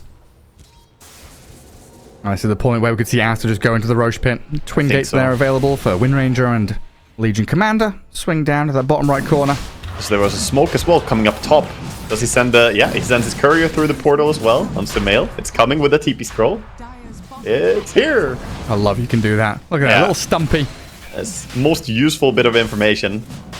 Some people watching now like, holy... My courier didn't need to die all those times. Courier, Chen creeps, Eidolons, whatever you want. You can't send plague wards and sticky bombs anymore though. I think they fixed all that. Yeah, TA traps can't go through. Sad. Oh, unfortunate. Portals should be for everyone, Gareth. Portals for all. Waga for president. That's your slogan. Yeah. I'll make it happen. And also, this Aegis now on Medusa. This is so funny. It's actually like the stereotype Medusa game. 0-0-0, minute 22, pushing with an Aegis. And he's building that Diavascati as well next. The stock standard build. He also has a greater healing Lotus. That is not to be underestimated on Medusa. 900 mana. Basically a cheese right there. Yeah, somewhere out there, ZSMJ smiling. Watching these deuces perform. No rapier rushes, but maybe later down the line we'll see one. Around here. Oh, Duel. but X-Success has blinked into them. Duel. Oh, he went for Blade Doom. Mail out. He's turning damage back onto them with this BKB Sven. Too powerful. Sumail going to try and shackle shot back, but he's been doomed up. Hook shot from Pichu. Traps 2 in the cogs, and Monet can start opening up. They lost their Legion, but they claimed the lives of 3, and Stolen Doom. DK, Stolen Doom, caught out completely. Ah, wow. What a beautiful catch there by Pichu as well, jumping in. The duel wasn't ideal, but he was blinking blindly into 3 heroes. He dueled the first thing he saw, and it happened to be the Doom. Wasn't necessarily the ideal. If you got Enigma, would work out better, but still a fantastic fight for them. And on the back of that, they're going to go back and take this Tormentor as well. 3-3 with a bit of bonus damage. Yeah. Sadly, is a Doom with no attack speed item. It's Doom has 2.0 BAT, I think, so it's not really the best hero to get bonus damage on. Oh, it's 1.9. Sorry, yeah, it's amazing. Buy a Moonshard right now. Oh hell yeah! Do they have a Solar Crest yet? Enigma has one, right? Let's put that on your Doom. Yeah, you can get some value out of this Doom. This dual damage is gonna come back big. It's gonna do it. I just love it when I say something real dumb. Your voice starts to go up healing you. Gareth, shut the fuck up, you idiot! Of course, Gareth. It sounds great, man. Okay, so for scaling right now, we gotta look for Tundra. How can they get back into this game? The game is looking really desperate, despite only having about a 1k lead. They're working on that Manta style. It's finishing in just one more creep here for the Dragon Knights. And there are a few more items that are coming out. The Force Staff for the Batrider could be really useful to try and blink in, grab someone Force back, or even Force Staff out of cogs. I think the biggest timing they need, though, is this BKB on Doom. So they can really tap into that dual damage, of course. Yeah, I mean, overall, like 15-3, the kill score telling one story. Net worth difference pretty limited. The blink away from Skitter gets out of the range of the duel. Success almost had him with that jump up to high ground. That was very scary, actually. If he got the Sven there, it would be disaster. Medusa. Oh, wow, okay. She eats the Lotus. What did she drop on? Did she drop her Skadi on the floor? No, I think she dropped her Manta Style when she used her Lotus to get more. Okay. Whatever Still Slacks risky, say, though. always drop your items on the ground, by the way. It's important. You get more. Look at all that mana he has. Snaking. Blink debut, going to show it off. Jump Inducer here with the God Strength. They're going to shred through Monet's mana pool quickly.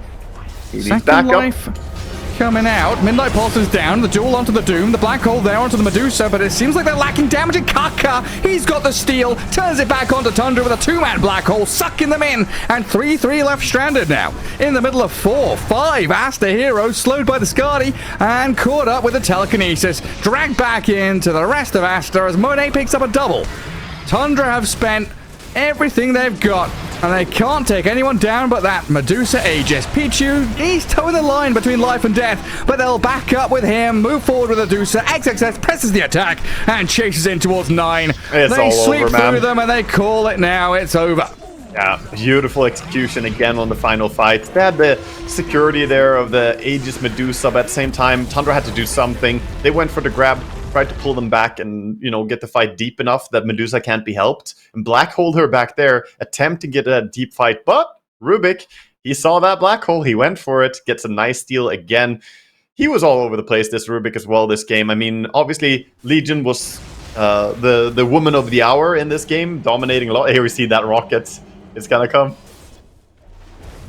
Oh, it's on the way. There we go. One rocket, dude. The immediate tip from Sumail. Really just wondrous stuff. I mean, Tundra had a few moments here where, you know, they're trying to make the moves. They're still playing aggressively, looking for initiations, but I just felt like Aster were reading them like a book through this entire series. They were like...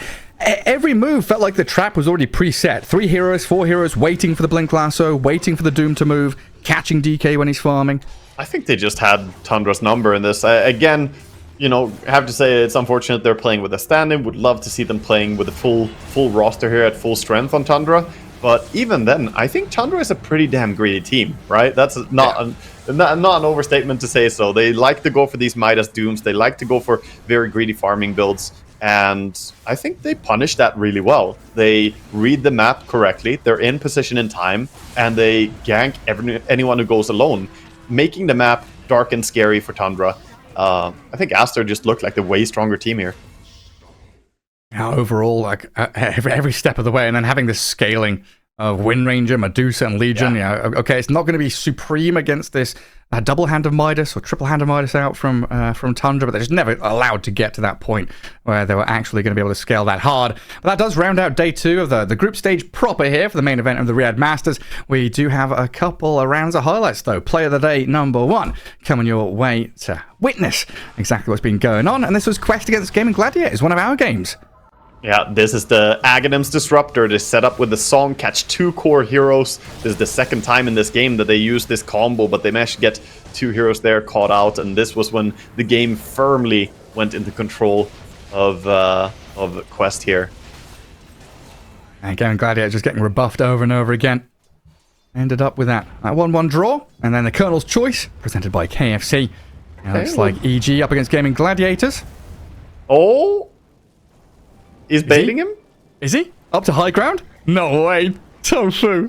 That was nice. What I a mean, god. Flame Break's so good for repositioning people. We saw it last game against the Clock too. Oh, and my favorite, Save of the Day, presented by Dr. Suleiman Al-Habib.